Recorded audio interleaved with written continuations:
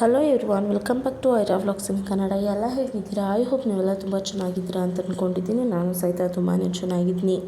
ಬರುವ ಸೀಸನ್ಗಳ big ಬಾಸ್ಗೆ good bye ಹೇಳಿರೋ ಕಿಚ್ಚ ಸುದೀಪ್ ಅವರು ಸದ್ಯ ಮ್ಯಾಕ್ಸ್ ಚಿತ್ರದ ಬಿಡುಗಡೆಯ ನಿರೀಕ್ಷೆಯಲ್ಲಿದ್ದಾರೆ. ಇದೇ 25ರಂದು ಚಿತ್ರ ಬಿಡುಗಡೆಯಾಗಲಿದೆ. ಇದೇ ಸಂದರ್ಭದಲ್ಲಿ ಅವರು ಹಲವಾರು ಮಾಧ್ಯಮಗಳಿಗೆ ಈಗಾಗಲೇ ತಮ್ಮ ಬದುಕು, ಬಿಗ್ ಬಾಸ್ ಸೇರಿದಂತೆ ಅನೇಕ ವಿಷಯಗಳ ಬಗ್ಗೆ ಮಾಹಿತಿ ನೀಡಿದ್ದಾರೆ. ಇದೀಗ ನಟಿ ಆಂಕರ್ ಅನುಶ್ರೀ ಅವರ ಯೂಟ್ಯೂಬ್ ಚಾನಲ್ಗೆ ಸಂದರ್ಶನ ನೀಡಿದ್ದು, ಅದರಲ್ಲಿಯೂ ವಿಭಿನ್ನ ರೀತಿಯ ಕೆಲವು ಪ್ರಶ್ನೆಗಳಿಗೆ ಉತ್ತರಿಸಿದ್ದಾರೆ. ಅನುಶ್ರೀ ಅವರ ಅಭಿಮಾನಿಗಳು ಕಾಯುತ್ತಿದ್ದ ಆ ದಿನ ಕೊನೆಗೂ ಬಂದು ಬಿಟ್ಟಿದೆ. ಸುದೀಪ್ ಸರ್ ಅನ್ನು ಯಾವಾಗ ಕರೆಸ್ತೀರಾ ಎಂದು ಕೇಳುವ ಪ್ರೋಮೋ ಒಂದನ್ನು ಅನುಶ್ರೀ ಅವರು ಮೊನ್ನೆ ಶೇರ್ ಮಾಡಿಕೊಂಡಿದ್ದರು. ಇದರಲ್ಲಿ ಬೇರೆ ಬೇರೆ ಗಲ್ಲಿಗಳಲ್ಲಿ ವಿಭಿನ್ನ ರೀತಿಯ ಅಭಿಮಾನಿಗಳು ಈ ಪ್ರಶ್ನೆಯನ್ನು ಅನುಶ್ರೀ ಅವರ ಮುಂದಿಟ್ಟಿದ್ದರು. ಇದೀಗ ಆ ಸಂದರ್ಶನವನ್ನು ಅನುಶ್ರೀ ಅವರು ತಮ್ಮ ಯೂಟ್ಯೂಬ್ ಚಾನಲ್ನಲ್ಲಿ ಶೇರ್ ಮಾಡಿಕೊಂಡಿದ್ದಾರೆ. ಇದರಲ್ಲಿ ಹಲವಾರು ವಿಷಯಗಳ ಬಗ್ಗೆ ಆಂಕರ್ ಅನುಶ್ರೀ ಮಾತನಾಡಿದ್ದಾರೆ. ಅದರಲ್ಲಿ ಅವರು, ಸರ್, ನಿಮಗೆ ತುಂಬ ಕಷ್ಟ ಎನಿಸುವುದು ಯಾವುದು?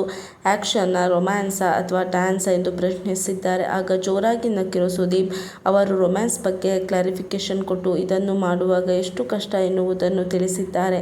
ನಟಿಯರ ಜೊತೆ ರೊಮ್ಯಾನ್ಸ್ ಮಾಡುವಾಗ ತಮಗೆ ಏನೆಲ್ಲ ಕಷ್ಟ ಆಗುತ್ತದೆ ಎನ್ನುವುದನ್ನು ಅವರು ಇದರಲ್ಲಿ ಹೇಳಿದ್ದಾರೆ. ರೊಮ್ಯಾನ್ಸ್ ಅನ್ನುವುದು ಎದುರಿಗಿರುವ ಕಾಸ್ಟಿಂಗ್ ಅಂದರೆ ನಟಿಯರ ಮೇಲೆ ಹೋಗುತ್ತೆ. ಕೆಲವೊಮ್ಮೆ ನಟಿಯರು ಫ್ರೆಂಡ್ಸ್ ಆಗಿರ್ತಾರೆ, ಈಸಿಯಾಗಿ ನಡೆದು ಹೋಗುತ್ತೆ.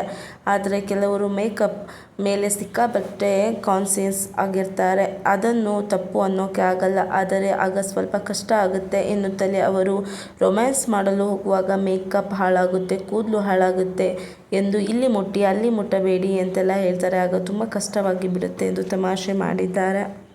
ಇದೇ ಸಂದರ್ಶನದಲ್ಲಿ ತಾವು ಡ್ಯಾನ್ಸ್ ಮಾಡುವುದು ನನಗೆ ಆಗಿ ಬರಲ್ಲ ಎನ್ನುತ್ತಲೇ ಅದಕ್ಕೂ ಉದಾಹರಣೆ ಕೊಟ್ಟಿದ್ದಾರೆ. ನನ್ನಿಂದ ಡ್ಯಾನ್ಸ್ ಮಾಡಿಸಲೇಬೇಕು ಅಂದಾಗ ನಿರ್ದೇಶಕರು ಡ್ಯಾನ್ಸ್ ಬರದ ನಟರ ವಿಡಿಯೋ ತೋರಿಸಿ, ಇವರ ಹೀಗೆ ಮಾಡ್ತಾರೆ, ನೀವು ಚೆನ್ನಾಗಿ ಮಾಡಬಹುದು ಅಂತ ಹುರಿದುಂಬಿಸ್ತಾರೆ. ಆದರೆ ಅಪ್ಪು ಅಂಥವರ ಡ್ಯಾನ್ಸ್ ನೋಡಿದಾಗ ನಾನು ಡ್ಯಾನ್ಸ್ ಮಾಡುವ ಗೋಜಿಗೆ ಹೋಗಲ್ಲ. ಆದ್ದರಿಂದ ಡ್ಯಾನ್ಸ್ ಸೀನ್ ಬಂದಾಗಲೆಲ್ಲ ಮೂಡ್ ಡಿಫ್ರೆಂಟ್ ಆಗಿರುತ್ತೆ.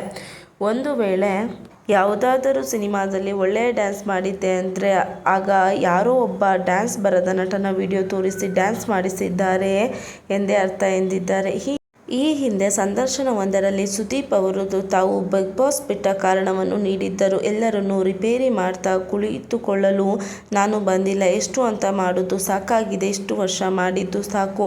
ಬಿಗ್ ಬಾಸ್ ಎಂದರೆ ಸುಮ್ಮನೆ ಅಲ್ಲ, ಸಿಕ್ಕಾಪಟ್ಟೆ ಎಫೆಕ್ಟ್ ಹಾಕಬೇಕು. ಈ ಎಫರ್ಟ್ ಯಾರಿಗೂ ಅರ್ಥ ಆಗಲ್ಲ ಎಂದು ತುಂಬ ಬೇಸರ ವ್ಯಕ್ತಪಡಿಸಿದ್ದಾರೆ. ಕಳೆದ ಸಲದ ಉದಾಹರಣೆಯನ್ನು ಕೊಡುತ್ತೇನೆ ನೋಡಿ. ಚೆನ್ನೈನಿಂದ 1.5 ಗಂಟೆ ದೂರ ಇರುವ ಮಹಾಬಲಿಪುರಂನಲ್ಲಿ ಶೂಟಿಂಗ್ ನಡೆಯುತ್ತಿತ್ತು. ಬೆಂಗಳೂರಿನಿಂದ ನಾನು ಹೋಗುವ ವಿಷಯ ಹೇಳುವುದಾದರೆ, ಮನೆಯಿಂದ ಏರ್ಪೋರ್ಟ್ಗೆ 1.5 ಗಂಟೆ, ಬಳಿಕ 1 ಗಂಟೆ ವಿಮಾನಕ್ಕಾಗಿ ವೇಟಿಂಗ್, ಅಲ್ಲಿಂದ ಚೆನ್ನೈಗೆ ಹೋಗಲು 40 ನಿಮಿಷ, ಅಲ್ಲಿಂದ 1.5 ಗಂಟೆ ಮತ್ತೆ ಪ್ರಯಾಣ, ಅಲ್ಲಿಂದ ಶೂಟಿಂಗ್ ನಡೆಯುತ್ತಿತ್ತು. ಇಷ್ಟು ಕಷ್ಟ ಪಡಬೇಕಾಗಿತ್ತು ಎನ್ನುವ ಮೂಲಕ ಬಿಗ್ ಬಾಸ್ ಪಯಣಕ್ಕೆ ಸುದೀಪ್ ಅವರು ವಿದಾಯ ಹೇಳಿದ್ದಾರೆ. ಮುಂದೆ ಯಾರ ನೇತೃತ್ವದಲ್ಲಿ ಬಿಗ್ ಬಾಸ್ ಬರುತ್ತೆ ಎಂದು ವೀಕ್ಷಕರು ಕಾಯುತ್ತಿದ್ದಾರೆ.